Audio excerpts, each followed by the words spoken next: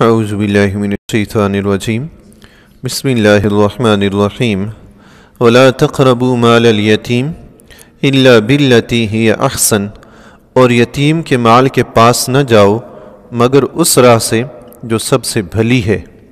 اچھا طریقہ اگر ہے تو اس طریقے کو استعمال کرو، ورنہ یتیم کے مال کے قریب بھی نہ جاؤ، کیونکہ یتیم کے مال کے کوئی بھی گناہ ایسا ہے جب انسان اس کے قریب جاتا ہے تو تبھی اس گناہ میں پڑتا ہے، نا اس گناہ کے قریب ہی بندہ نہ جائے تو گناہ میں پڑے گا ہی نہیں۔ تو رب نے منع فرما دیا کہ خبردار یتیم کے مال پہ ہاتھ مت رکھنا، ہاں الا یہ کہ کوئی بندہ غریب ہے، اس کے گھر میں اب بھائی کا بیٹا یتیم رہ گیا ہے، اس طرح کے مسئلے مسائل بھی ہوتے ہیں، وہ بیچارہ خود غریب ہے، کفالت نہیں کر سکتا، یتیم کا مال ہے تو اس مال میں سے اس کے کھانے پینے کا بندوبست کرے، ویسے استعمال نہ کرے۔ اللہ اکبر۔ حدیث شریف میں آتا ہے قیامت کے دن کچھ لوگ قبروں سے نکلیں گے، ان کے منہوں سے آگ نکل رہی ہوگی، تو صحابہ کرام رضی اللہ تعالیٰ نے عرض کی یا رسول اللہ وہ کون لوگ ہوں گے؟ تو آقا علیہ الصلوۃ والسلام نے فرمایا تم نے سنا نہیں کہ رب فرماتا ہے جو یتیم کا مال کھاتے ہیں وہ اپنے پیٹوں میں آگ بھرتے ہیں۔ اللہ، تو جو دنیا میں یتیم کا مال کھاتے ہیں قیامت کے دن جب اٹھیں گے ان کے منہوں سے آگ نکل رہی ہوگی۔ اللہ اکبر۔ اسلام نے کتنی خوبصورت حسن معاشرت سکھائی ہے، یتیم بچے کی بھی کفالت، ہر ایک انسان کے لحاظ سے جس انسان کی بھی جیسی خدمت کی جائے اللہ تبارک و تعالی ویسا اجر عطا فرماتا ہے۔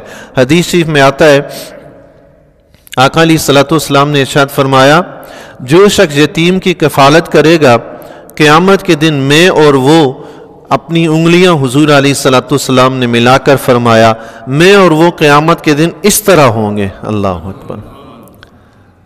اتنا عظیم مقام ہے یتیم کے ساتھ حسن سلوک کرنے کا، سبحان اللہ۔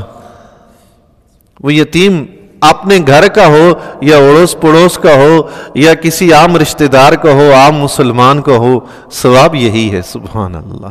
ایک حدیث شریف میں آتا ہے آقا علیہ الصلوۃ والسلام نے ارشاد فرمایا جس شخص نے 3 یتیموں کی پرورش کی وہ رات میں عبادت کرنے والے، دن میں روزہ رکھنے والے، صبح شام اللہ کی راہ میں جہاد کرنے والے کی طرح ہے۔ سبحان اللہ۔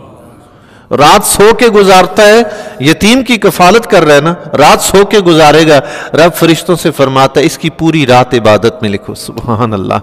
دن آتا ہے تو یتیم کی کفالت کرنے والا ہے، رب فرماتا ہے فرشتوں اس کا دن روزے دار کے ثواب کے برابر لکھو۔ سبحان اللہ۔ صبح شام ہوتی ہے تو میرے فرشتوں اس کا نام جہاد کرنے والوں میں لکھو۔ سبحان اللہ۔ اللہ کتنا عظیم ثواب ہے جی، سبحان اللہ۔ 3 یتیموں کی کفالت کر رہے تو ہر ایک یتیم کے بدلے میں ایک ایک عمل کا ثواب دیا جا رہا ہے۔ سبحان اللہ۔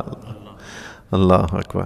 مطلب اگر کوئی 8 سال 10 سال 15 سال یتیم کی کفالت کرتا ہے، دن میں نفلی روزے نہیں رکھتا، 15 سال کے روزے رجسٹر میں آ گئے ہیں۔ سبحان اللہ۔ رات کو سویا رہتا ہے، 15 سال کی رات کی نمازیں رجسٹر میں آ گئی۔ سبحان اللہ۔ جہاد پہ جاتا ہی نہیں ہے، 15 سال کا جہاد رجسٹر میں آ گیا۔ 15 سال کا تو 15 سال کا ایک دن ایک رات اگر کوئی بندہ سرحد پہ گزار دے نا مسلمانوں کی حفاظت کے لیے جہاد میں، اللہ تبارک و تعالیٰ قیامت کے دن اس کو بھی جنت عطا فرمائے گا۔ ایک تو 15 سال تو سبحان اللہ، کیا بات ہے جی۔ اللہ اکبر۔ پھر آقا علیہ الصلوۃ والسلام نے فرمایا قیامت کے دن وہ اور میں دونوں بھائی اس طرح ہوں گے جس طرح یہ 2 بہنیں۔ اللہ اکبر۔ کیا عظیم مقام ہے جی اس کا، جو یتیم کی کفالت کرتا ہے۔ اگر مال اس کا کھایا جائے نہ حق تو پیٹ میں آگ بھرنا ہے، اور اگر کفالت کر دی جائے تو سبحان اللہ ہے جی، سبحان اللہ۔ یتیم کا مال نہ کھاؤ الا باللتی ہی احسن، مگر جو کہ اچھا طریقہ ہے، اس کے قریب جانے کا جو اچھا طریقہ ہے وہ کیا ہے کہ اب یتیم بچہ رہ گیا ہے، گھر میں اس کا مال ہے، کہیں بھی ہے، تو اب اس کے مال کی حفاظت کرنی، جو اس کے ورثاء ہیں یا جو اس کی کفالت کرے گا اس کی ذمہ داری ہے کہ وہ اس کو کرے۔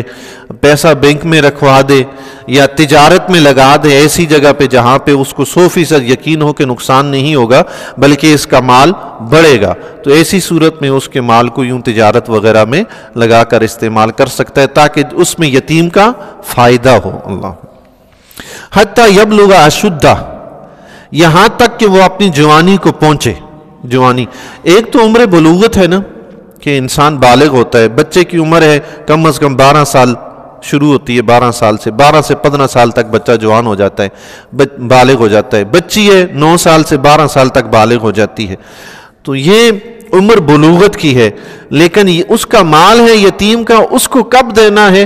تو اس کے لیے علماء کرام نے فرمایا، حضرت امام ابو حنیفہ رضی اللہ تعالیٰ عنہ نے، کہ جب تک وہ 25 سال کا نہ ہو جائے مال نہ دیا جائے، کیونکہ بچہ ہے، چھوٹا ہے، ادھر ادھر اڑائے گا، مال ضائع کر دے گا۔ 25 سال کی عمر ایسی ہوتی ہے کہ بندہ عقل و شعور رکھتا ہے، مال کو خرچ کرنا جانتا ہے، پھر بھی اگر 25 سال کی عمر میں بھی کوئی دیکھتا ہے یہ اس قابل نہیں ہے تو بھی نہیں دینا چاہیے کہ مال ضائع نہ کرے۔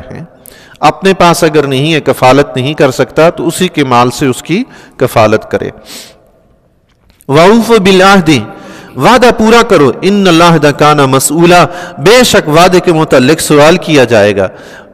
شعب الایمان کی روایت ہے، حضور علیہ السلام نے ارشاد فرمایا، لا ایمان لمن لا امانت لہ ولا دین لمن لا عہد لہ، اس شخص کا ایمان نہیں جو امانت دار نہیں، اس شخص کا دین نہیں جو وعدہ پورا نہیں کرتا، اللہ جو عہد پورا نہیں کرتا۔ وعدہ پورا کرنے کے لیے قرآن و حدیث میں بارہا حضور علیہ السلام نے بھی، اللہ تبارک و تعالیٰ نے بھی حکم ارشاد فرمایا ہے کہ وعدہ پورا کرو۔ جائز وعدہ پورا کرنا ضروری ہے، ناجائز وعدہ کرنا ہی منع ہے، اس کو پورا کرنا تو کجا۔ وَأَوْفُوا الْكَيْلَ إِذَا كِلْتُمْ وَزِنُوا بِالْقِسْطَاسِ الْمُسْتَقِيمِ، اور جب تم ماپو تو پورا ماپو اور برابر ترازو سے تولو، ذَلِكَ خَيْرٌ وَأَحْسَنُ تَأْوِيلًا، یہ بہتر ہے اور اس کا انجام اچھا ہے۔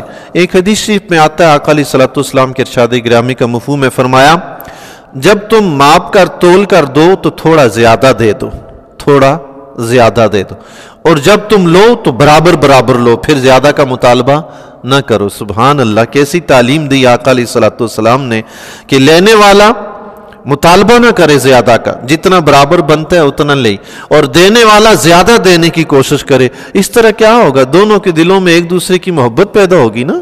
سبحان اللہ، لینے والا کہے بھائی یہ کیا برابر تھوڑا سا زیادہ کر دو، تو اس کے دل میں بھی قدورت پیدا ہوگی کہ یہ زیادہ کا مطالبہ کر رہے، اور اگر دینے والا کم دے گا تو لینے والے کے دل میں قدورت پیدا ہوگی کہ یہ کم تولتا ہے۔